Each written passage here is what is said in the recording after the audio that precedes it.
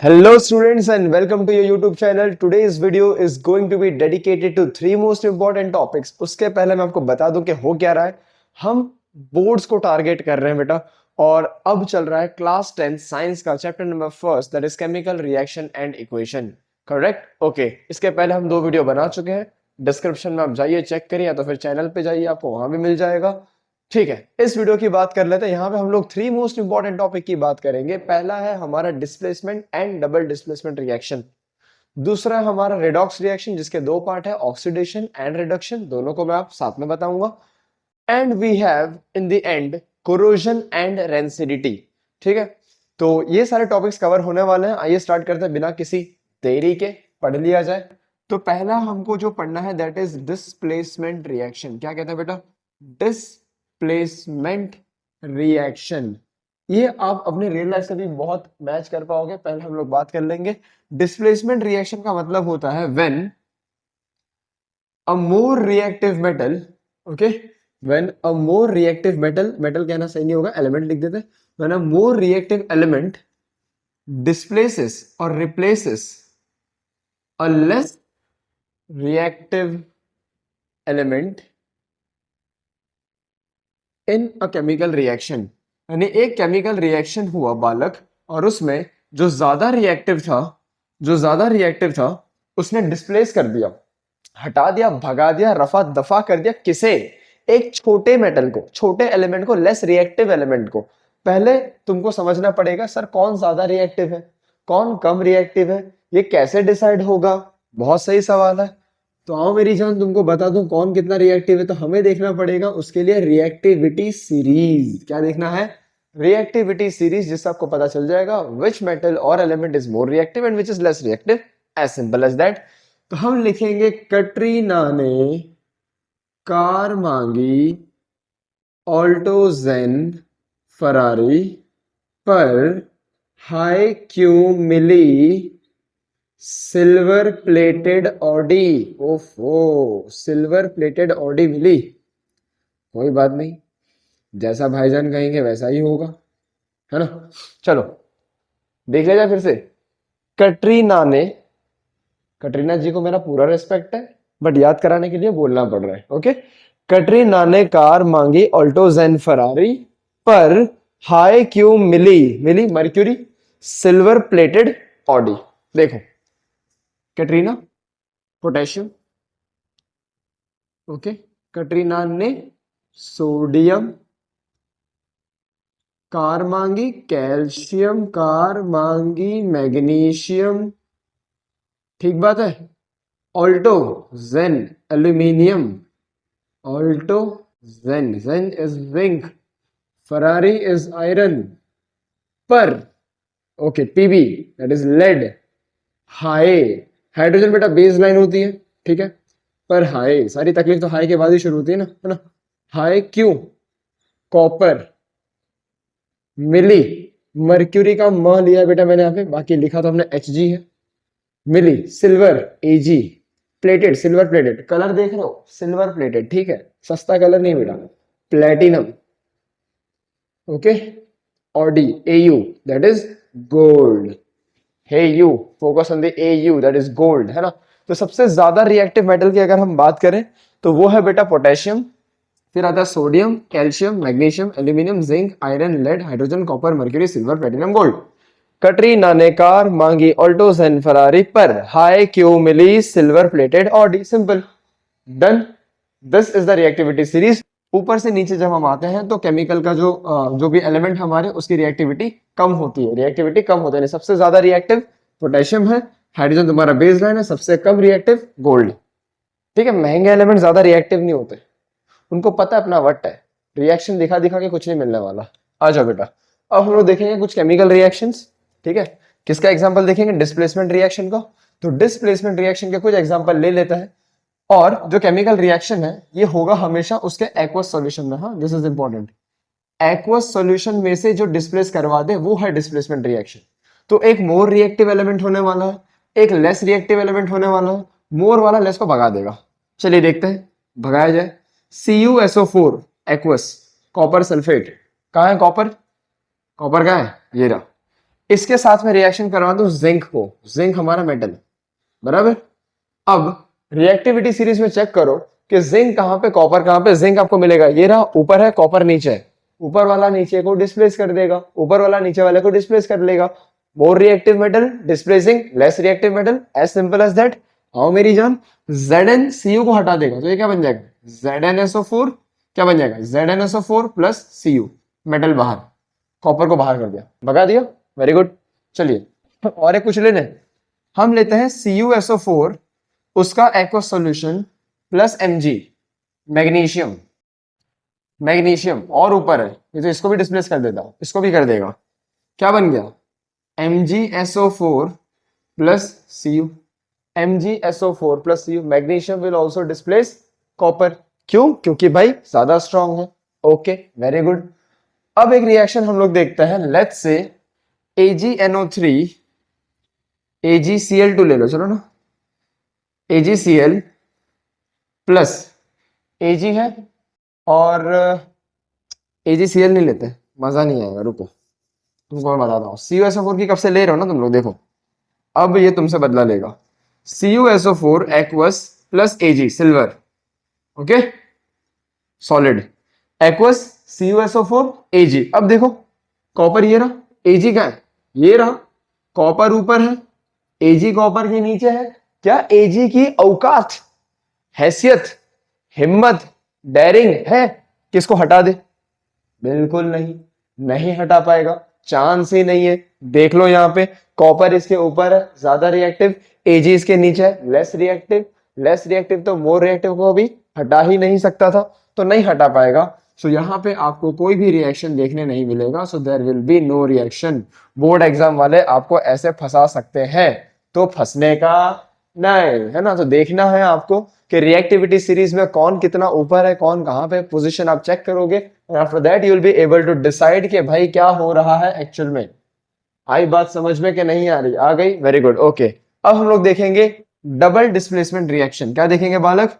Double displacement reaction, double displacement reaction. Double displacement reaction में क्या होगा? कुछ नहीं होगा। जैसे यहां पे क्या हो रहा था, यहां पे आपने देखा, सिंपल सा अगर मैं लिख दूं, AB plus C was giving you CB plus A को भगा दे रहा था C, ओके, ये हो रहा था। यहां क्या होगा मालूम है? देखो, AB plus CD will give you AC plus BD। देखने जाए तो B ने C को भगा दिया और C ने B को भगा दिया, एक दूसरे को भगा रहे, दोनों ही डिस्प्लेस कर गए। डबल डिस्प्लेसमेंट रिएक्शन क्या हो गया? Double displacement reaction. यहां क्या हो रहा था, तुम्हारा अच्छा खासा चल रहा है, तुमसे अच्छा कोई आ गया, उसने तुमको भगा दिया और उसके साथ बॉन्ड बना दिया, बना दिया, तुम अकेले रह गए, है ना। अच्छा खासा चल रहा था, तुमसे स्ट्रॉन्ग आ गया, आके बॉन्ड बना दिया, उसके साथ वो आ गया, तुम वापस अकेले रह गए। फिर से कोई आया बाहर से, तुम्हारा अच्छा खासा चल रहा था, बॉन्ड बना हुआ था, एजी आ गया, लेकिन कोई रिएक्शन नहीं हुआ। क्यों? सीयू तुमसे लॉयल है, तुम उससे लॉयल हो, क्योंकि किसी और के आ जाने से तुम्हें कोई फर्क नहीं पड़ रहा, until and unless you are more reactive. ठीक है, लॉयल्टी मैटर्स अ लॉट, है ना। यहां पे तो क्या हुआ कि किसी ख्वाबों के बाजार में इश्क की दीवार टूटी देखी है ना, ख्वाबों के बाजार में इश्क की दीवार टूटी देखी है, किसी अनजान बुलेट के बगल में उसकी स्कूटी देखी है, जाकिर खान। ठीक है, तो ये हो गया। बट अगर यहाँ पे लॉयल्टी है तो है, कोई रिएक्शन नहीं होगा। चलो आगे बढ़ते हैं। डिस्प्लेसमेंट रिएक्शन क्या हो रहा है? बच्चे भी लाइक सर हमारे एग्जाम और आपको ये सब सूझ रहा है, तो बेटा क्या करूं, है ना। चलो, तो यहाँ पे ए के साथ सी आ जाएगा, बी के साथ डी आ जाएगा, जैसे हो तैसा, karma is a bitch, everything comes back, simple सी बात है, यहाँ पे हो गया। तो केमिस्ट्री अपने आप में बहुत कुछ कहती है मेरे दोस्त, लेकिन तुम सुनने के लिए कहाँ रेडी हो? चलो एग्जाम्पल देख ले इसी बात पे। BaCl2 प्लस क्या लेते हैं, Na2SO4 will give you BaSO4 plus 2NaCl। क्या हुआ बालक? ध्यान से देखो, बैरियम था यहाँ पे, क्लोराइड था उसके साथ, यहाँ पे बैरियम सल्फेट आ गया, यानी बैरियम ने सोडियम को भगा दिया। बैरियम ने किसको भगा दिया? सोडियम को भगा दिया। ओके, देन सोडियम था सल्फेट के साथ, ये आ गया क्लोराइड के साथ, तो ये भी तो कह सकता है ना कि भाई मैंने भी तो बैरियम को भगाया। ओके, कोई बात नहीं, दोनों ने एक दूसरे को भगा दिया। डबल डिस्प्लेसमेंट रिएक्शन, कैसा डिस्प्लेसमेंट है बेटा? Double displacement reaction. एक और एग्जांपल જોઈએ છે? चलो અમે આપીએ છીએ नेक्स्ट एग्जांपल, लेट्स राइट, अपन लिख लेते हैं PbNO3 ट्वाइस, लेड नाइट्रेट बोला जाता है इसको, ओके, प्लस 2Ki। अब देखो आप सिंगल Ki ले लोगे बट आगे जाके PbI2 बनने ही वाला है, तो मैंने पहले लिख दिया, ठीक है। ये बना देगा PbI2 प्लस K दो बार है तो 2KNO3, क्योंकि NO3 भी तो दो बार है ना, क्योंकि Pb प्लस 2 होता है, 2KNO3। देखो लेड ने भगा दिया पोटेशियम को, पोटेशियम ने भगा दिया लेड को, उन्होंने चेंज कर लिया, लेड आ गया आयोडीन के साथ, पोटेशियम आ गया नाइट्रेट के साथ, पोटेशियम आ गया नाइट्रेट के साथ, हो गया। This is what? Double displacement reaction, जैसे को तैसा। तू मेरे मेटल को डिस्प्लेस करेगा, मैं भी तेरे मेटल को डिस्प्लेस करेगा भाई एक्वस सॉल्यूशन के अंदर। This is called double displacement reaction. तो बोर्ड हमारा भर चुका है, स्क्रीनशॉट ले लिया जाए। अगला टॉपिक है हमारा ऑक्सीडेशन एंड रिडक्शन। इंडिविजुअली पहले उसके डेफिनेशंस देखेंगे, फिर देखेंगे कि रिडॉक्स रिएक्शन किसे कहते हैं। Let's begin. ऑक्सीडेशन रिएक्शन है बेटा एडिशन ऑफ ऑक्सीजन। देखो ऑक्सीडेशन बोल रहे हैं ना, ऑक्सीजन का कुछ लेना देना होगा, तो हम लिखेंगे चुपचाप मुंह बंद करके एडिशन ऑफ ऑक्सीजन। किसी भी एलिमेंट या कंपाउंड के अंदर अगर मैं ऑक्सीजन को ऐड कर दूं, ऑक्सीजन को ऐड कर दूं, ऑक्सीडेशन, ओके, सिंपल सी बात है। रिडक्शन रिएक्शन यानी रिमूवल ऑफ ऑक्सीजन लिख दो। क्या लिख दो? Removal of oxygen. ठीक है सर। सर लेकिन यहाँ पे आपने कुछ ऐड किया था, यहाँ पे कुछ रिमूव कर रहे हो, क्या इसका उल्टा नहीं हो सकता? हो सकता है। अगर आप एडिशन ऑफ ऑक्सीजन कर रहे हो तो आप रिमूवल ऑफ हाइड्रोजन भी तो कर सकते थे। तो रिमूवल ऑफ हाइड्रोजन अगर मैं कर दूं तब भी वो क्या कहलाएगा? ऑक्सीडेशन। रिमूवल ऑफ ऑक्सीजन किया तो रिडक्शन। अगर मैं एडिशन ऑफ हाइड्रोजन कर दूं तब भी वो क्या कहलाएगा? रिडक्शन। समझ रहे हो? देखो ऑक्सीडेशन में आप ऑक्सीजन ऐड करोगे और हाइड्रोजन रिमूव करोगे, दोनों में से एक चीज हो सकती है, दोनों भी हो सकती है, ठीक बात है। ओके देखो, ऑक्सीजन को ऐड करना ऑक्सीडेशन, हाइड्रोजन को निकाल देना भी ऑक्सीडेशन। समझ में आया? आया। रिडक्शन, ऑक्सीजन को रिमूव कर देना भी रिडक्शन, हाइड्रोजन को ऐड करना भी रिडक्शन। आप हाइड्रोजन को ऐड करो या ऑक्सीजन को निकाल दो, रिडक्शन है, रिडक्शन है। आप ऑक्सीजन को ऐड करो और हाइड्रोजन को रिमूव करो, ऑक्सीडेशन। या तो दो में से कोई एक फंडा याद रख लो, दूसरा वाला उसका उल्टा है। अगर आप ऑक्सीजन को ऐड करोगे तो ऑक्सीडेशन है, हाइड्रोजन बचा निकाल दो, फेंक दो, कोई फर्क नहीं पड़ता। किसी का फेंका हुआ कोई तो उठाएगा, तो जो हाइड्रोजन को उठा लेगा उसने अपना क्या किया? रिडक्शन। क्योंकि तुमने कचरा फेंका था, किसी ने उसको उठा लिया, रिडक्शन हुआ ना। हाँ मेरी जान, आ जाओ अब देखो रेडॉक्स रिएक्शन किसको बोलते हैं। तो ऐसा reaction where both oxidation and reduction takes place simultaneously। बेटा simultaneously क्या होता है? At the same time। So when in a chemical reaction the oxidation and reduction of some specific elements or metals or compound takes place in the same chemical reaction, that is called redox reaction। Example दिखा दूं? आओ बेटा दिखा देता हूं, क्या दिक्कत है। कॉपर ऑक्साइड प्लस हाइड्रोजन, बेटा याद करो, पर हाई क्यों? हाई पहले आता था, हाई क्यों मिली? यहां था ना भी, हाई क्यों मिली? तो हाइड्रोजन पहले था, यानी डिस्प्लेस कर लेगा, ओके। तो ये बन जाएगा H2 प्लस कॉपर। देखो ध्यान से सुनना बेटा, ये ऑक्सीजन ऐड किस में हो गया? वाटर के अंदर, मतलब हाइड्रोजन में। हाइड्रोजन पहले अकेला था, ऑक्सीजन ऐड हो गया, तो हाइड्रोजन का क्या हुआ? हाइड्रोजन का क्या हुआ? ऑक्सीडेशन हुआ, एडिशन ऑफ ऑक्सीजन, ओके। लेकिन कॉपर का तुमने ऑक्सीजन निकाल दिया, कॉपर के पास तो अब ऑक्सीजन नहीं है, कॉपर के पास तो अब ऑक्सीजन नहीं है, रिमूवल ऑफ ऑक्सीजन कर दिया तुमने। क्या कर दिया? Removal of oxygen, removal of oxygen, reduction कर दिया, तो कॉपर का हो गया रिडक्शन। तो एक ही केमिकल रिएक्शन के अंदर अंदर you are seeing both the things, oxidation of hydrogen, reduction of copper, oxidation of hydrogen, reduction of copper. क्या है ये? Redox reaction. तो रेडॉक्स में जो रेड लिया है ये लिया है रिडक्शन में से, और जो ऑक्स लिया है ये लिया है ऑक्सीडेशन में से। अब समझ में आया बालक? तो रिडक्शन और ऑक्सीडेशन जब सेम टाइम पे हो जाएगा it is called redox reaction. ठीक है, एक और एग्जांपल दे देता हूं।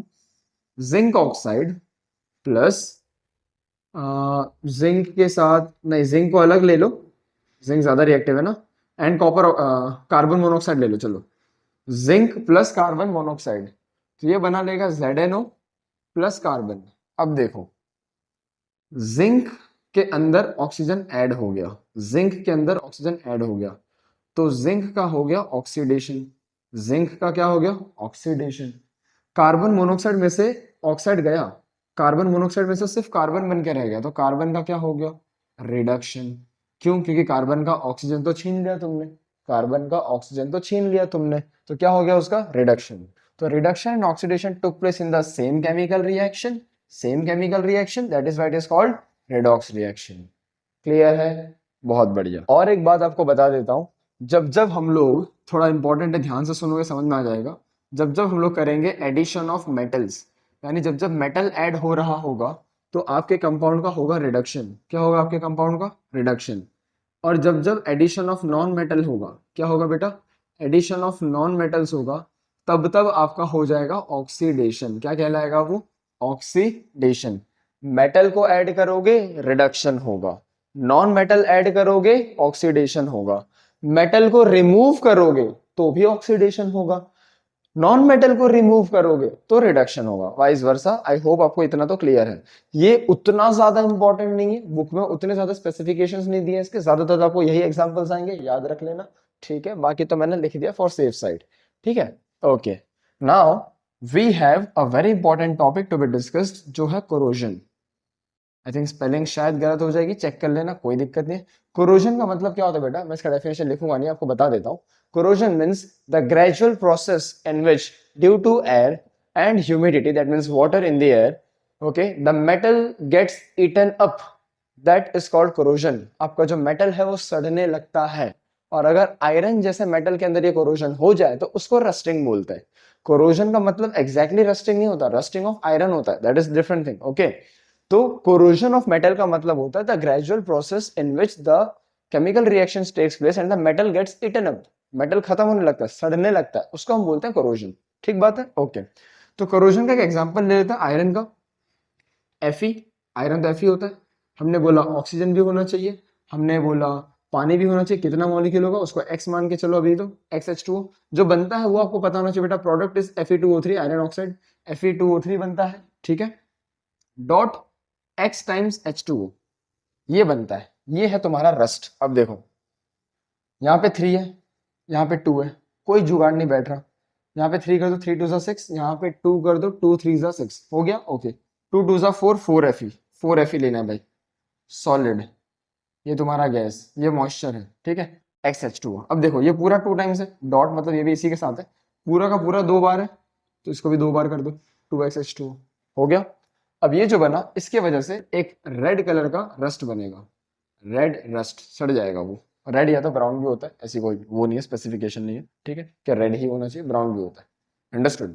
तो iron in the presence of air, in the presence of moisture, जैसे इसको हवा और मॉइस्चर दोनों लग गया, ये क्या बना लेगा rust, that is iron oxide, rust बना लेगा। दिस इज कॉल्ड रस्टिंग और कोरोजन। प्रिवेंटिव मेथड्स क्या है इसके, यहाँ पे मैं एनलिस्ट कर देता हूँ, बोल भी देता हूँ। गैल्वेनाइजेशन कर सकते हैं, इलेक्ट्रोप्लेटिंग कर सकते हैं, यानी प्लेट लगा दो उसके ऊपर किसी और एल्यूमिनियम की या जिंक की एक लेयर लगा दो, कोई भी एक लेयर लगा दो, मेटल की दूसरी जो नहीं सड़ता इतना इजीली, रिएक्ट नहीं करता हवा में, वो बना दो, किसी और का ऑक्साइड लेयर बन जाएगा, तो तुम्हारा आयरन जो है वो तो बच ही जाएगा। पेंट लगा दो बहुत अच्छा खासा, ऑयलिंग करके रखो उन चीजों की, so that they do not come in contact with direct air, okay, ये हो गया, ठीक है। एक और बहुत ही सुंदर सा टॉपिक है बेटा, विच इज रेंसिडिटी। तो रेंसिडिटी का मतलब क्या होता है, द स्पॉइलेज ऑफ फूड, जो हमारा फूड पार्टिकल है, फूड मटेरियल है, जो पैकेट में आता है ना, the packed food material is spoiled, and उसके अंदर रिएक्शंस हो जाता है, केमिकल रिएक्शन होता है, जिसकी वजह से मतलब ऑक्सीडेशन ही होता है इन शॉर्ट। तो oxidation of that food will convert it into spoiled food. कैसे? उसके अंदर से बैड टेस्ट, बैड ऑर्डर, यानी बैड स्मेल आने लगता है, सड़ जाता है वो खाना, ठीक है। ऐसा ना हो, देखो होने वाले प्रोसेस को तो रेंसिडिटी बोलते हैं, क्या बोलते हैं, रेंसिडिटी, लो लिख ही देता हूं यहाँ पे, रेंसिडिटी, बराबर, रेंसिडिटी। अब रेंसिडिटी से बचना कैसे, क्या प्रिवेंशन मेथड्स हैं इसके? बिल्कुल है। आपने देखा होगा पैकेटेड फूड में आप बोलते हो ना कि 10 रुपए का कुरकुरा आया, 8 रुपए की तो हवा है, बाकी तो कुछ नहीं है ये वो। बेटा वो हवा से ही वो खाना बचा हुआ है, वो हवा दूसरा कुछ नहीं, नाइट्रोजन का एयर है। So the packet food material are flushed with nitrogen air. The reason is they act as antioxidants, उनको प्रिवेंट करना होता है जो ऑक्सीडेशन प्रोसेस हो रहा है उससे।